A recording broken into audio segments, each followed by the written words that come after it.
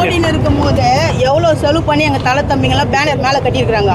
அதை போய் படம் ஓடிட்டு இருக்கும் போதே பேனர் கட்டிடுறாங்க. இது தப்பு அப்புறம் இப்போ இல்லை எங்களுக்கு மட்டும் ஏன் உள்ள வந்து நாங்கன்னா கஞ்சா விற்கிறோமா இல்லை அப்படின்னு விற்கிறோமா தியேட்டருக்குள்ள வந்து ஏன் அவ்வளோ போலீஸ் உள்ள வருங்க? வரலாற்றுல ஒரு போலீஸ் ப்ரொடெக்ஷனோட ஒரு படம் பாக்குறாங்கன்னா நம்ம தலை படமா மட்டும் தான் இருக்கு. வேற யாருக்குமே இது மாதிரி வராது.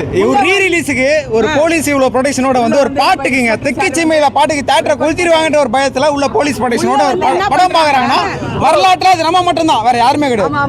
உள்ள வந்து என்ன பண்றாங்க, படத்தை நிறுத்திட்டு அலௌன்ஸ் பண்றாங்க. அப்படி இருக்கணும் இப்படி இருக்கணும், அதை பண்ணணும் இதை பண்ணணும். ஏயா நாங்கன்னா கஞ்சாவுக்கு வந்து பீச்சுக்கு வந்துக்கிறோம், நாங்க என்ஜாய் பண்ண தியேட்டருக்கு வந்துக்கிறோம். எங்களையா நீங்க இப்படி சத்தாய்க்கிறீங்க, ரொம்ப டார்ச்சர் பண்றீங்க. நீங்க எப்படி எங்களை அடக்கி உடைக்கினாலும் நாங்கெல்லாம் காட்டு மரம் விருச்சிகமா எழுந்துதான் வருமே தவிர ஓடிட மாட்டோம், ஒடுங்கிட மாட்டோம்.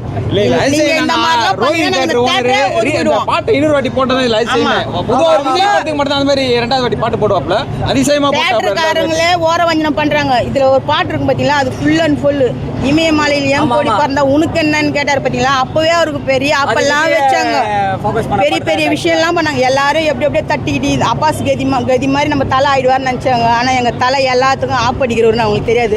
அதெல்லாம் மீண்டு கீண்டு ஏறி வந்துட்டாரு. அதை வந்து சிலருக்கு உறுத்தல், என்னடா இவனை அப்படி கவுக்கணும். ஏன்னா எங்க தலை யாருடைய அவங்க அம்மா இல்லை அவங்க அப்பா இல்லை யாருமே சினி ஃபீல்டு இல்லை. அவர் தானாவே வந்தாரு.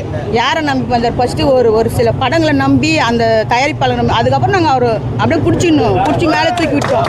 ஆனால் நாங்கள் விட்டுடணுன்றதுக்காக நிறைய சதி பண்ணுறாங்க. ஆனால் அதெல்லாம் விடவே முடியாது. தலை எங்களுக்கு தலை தான். லாஸ்ட் டைம் எவ்வளோ ஜென்டில்மேன் டிரைவர் அவார்டு வாங்கியிருக்காரு. அதை புரியல பண்ணது அவார்டு வாங்கியிருக்காரு. அதுதான் சொல்றேன். எங்களுக்கு அவர் அவார்டு வாங்கி பார்த்து எங்களுக்கு போரே ஆச்சு போச்சு. அவ்வளோ அவார்டு வாங்குறா போல என்னக்கா பற்றி கேட்டிங்க இல்லைங்களா? இது வரைக்கும் தமிழ் யாருன்னா தமிழ்நாட்டிலேருந்து யாருன்னா போய் அவார்டு வாங்கியிருக்காங்களா? ஆனால் என்ன மாசம் எங்கள் தலை வந்து வேட்டி சத்துக்கும் மாசா இருப்பா, ஒரு கோட்டு சத்துக்கும்.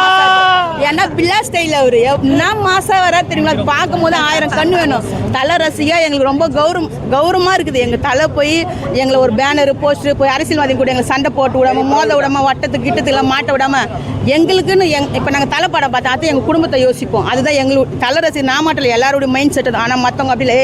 இப்போ அந்த வட்டத்திட்டு போய் இப்போ இந்த ஏரியா மாமூல் வாங்கினுவா, இந்த துண்டெல்லாம் ரெடி பண்ணி இந்த நோட்டீஸ்லாம் ரெடி பண்ணி இங்கே கம்பம் கட்டி இங்கே கொடி கட்டி அந்த வேலைலாம் எங்களுக்கு கிடையாது. நாங்கள் தலை ரசிகர் படம் பார்த்தோமா பஸ் ஏறணுமா என்ஜாய். இப்போ இந்த படம் பார்க்க எங்கேருந்து வந்துக்கிறேன், வேலூர்லேருந்து வந்திருக்கேன். எதுக்கம்மா அவர் மேலே இருக்கிற ஒரு அன்பு சின்ன வயசுல சொல்லுங்க. அவங்க எப்படி பாதுகாப்பா எல்லாம் பார்த்துக்கிறேன். எங்கள் தலை தம்பிங்களாம் அதை தான் எங்கள் வீட்டில் என்ன நம்பி அனுப்புகிறாங்க. இவ்வளோ பாதுகாப்பு. நான் நைட்டு 1 மணி ஷோ கூட வந்துட்டு பாதுகாப்பாக 4 மணி பஸ் ஏறி போகிறேன். ஏன்னா என் தலை தம்பிங்க என்ன அவ்வளோ பாதுகாப்பாக பார்த்துக்காங்க தான் என் வீட்டில் அனுப்புகிறாங்க.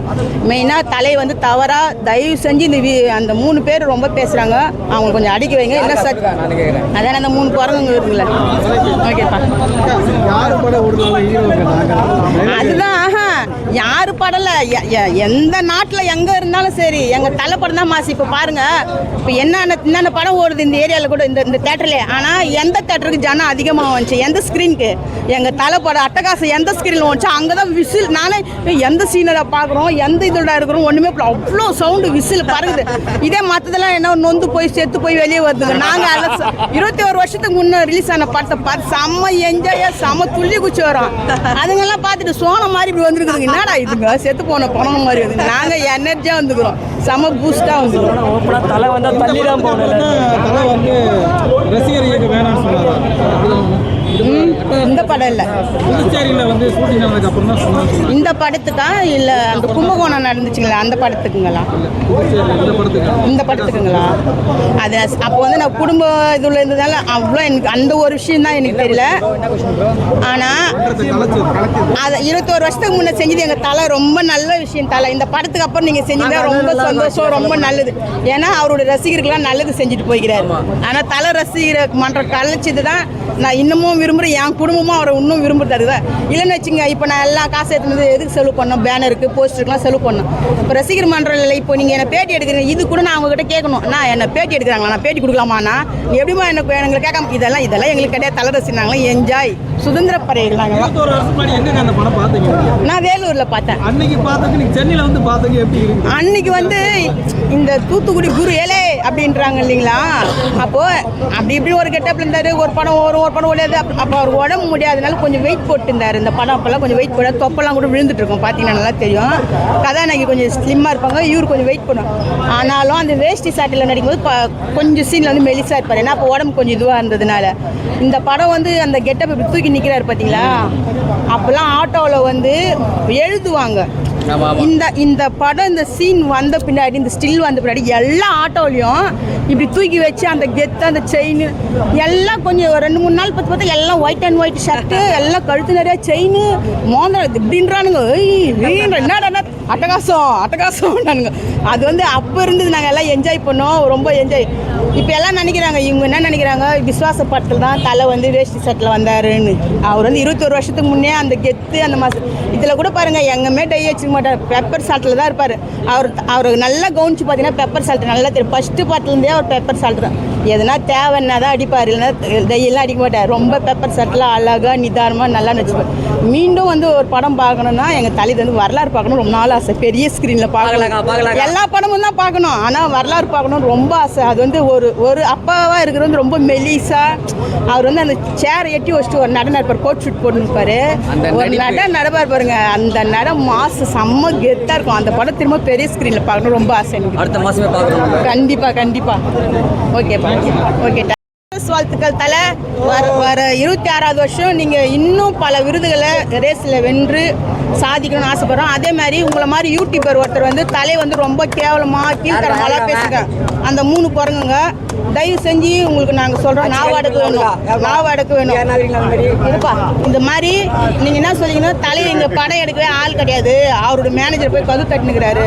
நான் பச்சையாக ஓப்பனாக பேசுவேன். தலைக்கு படம் எடுக்க காசு எல்லாம் உங்கள் வீட்டு லேடிஸில் சேல்ஸ் பண்ணி கொடுக்க போறீங்க சொல்லுங்களா?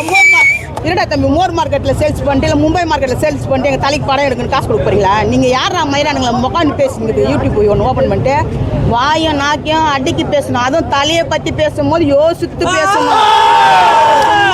நீ வந்து ட்ரோல் பண்ணோம். இந்த என்னது ப்ளூ சட்டை மாறன், அவன் ப்ளூ சட்டை மாறனே கிடையாது, பச்சை சட்டை மாறான் அவன். ஆனால் எல்லாம் ப்ளூ சட்டை மாறன்றாங்க.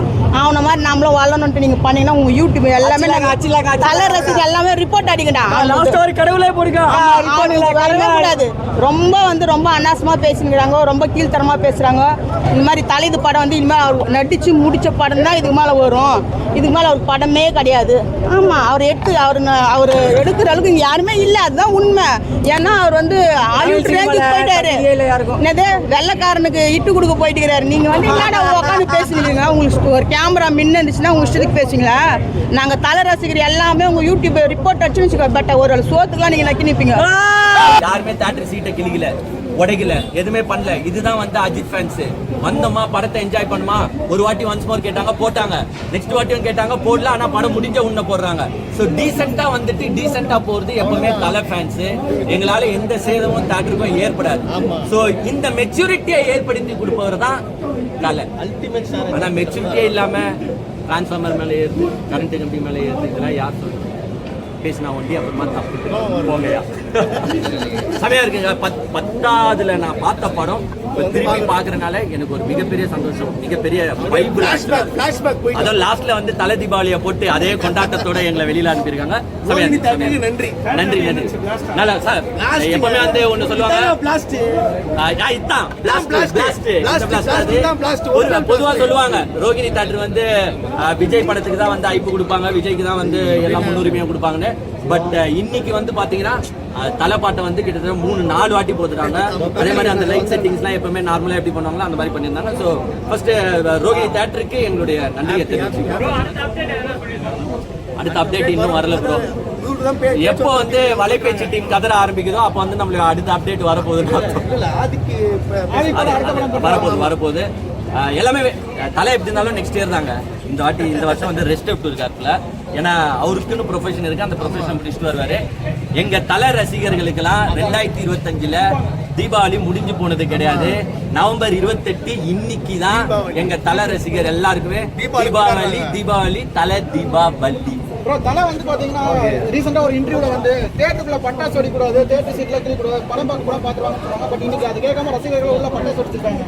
அதை பத்தி என்ன நினைக்கிறீங்க? ஆமா, ஆக்சுவலா அது கொஞ்சம் கண்டிக்கத்தக்க வேண்டிய விஷயம் தான். ஏன்னா தலையே வந்து சொல்லியிருக்காரு, யாருமே வந்து பட்டாசு உடைக்காதீங்க அப்படின்னு சொல்லியிருக்காரு. பட் இன்னைக்கு சில பேர் பெரிய வெடி கிடையாது, ஒரு 2-3 சரம் சின்னதா வெடிச்சிட்டாங்க. அதே போல சீட்டு மேல தூக்கி போடல, அது மிக போடல, கீழே தான் வச்சு வெடிச்சாங்க. அது வெடிச்சதா ஆக்சுவலா தப்பு தான், அதை நாங்க என்னைக்குமே ஏத்துக்கொள்ள மாட்டோம். நெக்ஸ்ட் ஷோல இருந்து யாருமே தல ரசிகர்கள் பட்டாசு தியேட்டருக்குள்ள வெடிக்காது. வெளியில வேணா பெர்மிஷன் வாங்கிட்டு வெடிச்சுக்கலாம், தியேட்டருக்குள்ள வெடிக்க கூடாது. ஏன்னா நம்ம வந்து நடிகனின் ரசிகன் கிடையாது, நம்ம நல்ல மனிதனின் ரசிகன். தலை சொல்லுறத தயவு செஞ்சு எல்லாருமே கேளுங்க. நன்றி.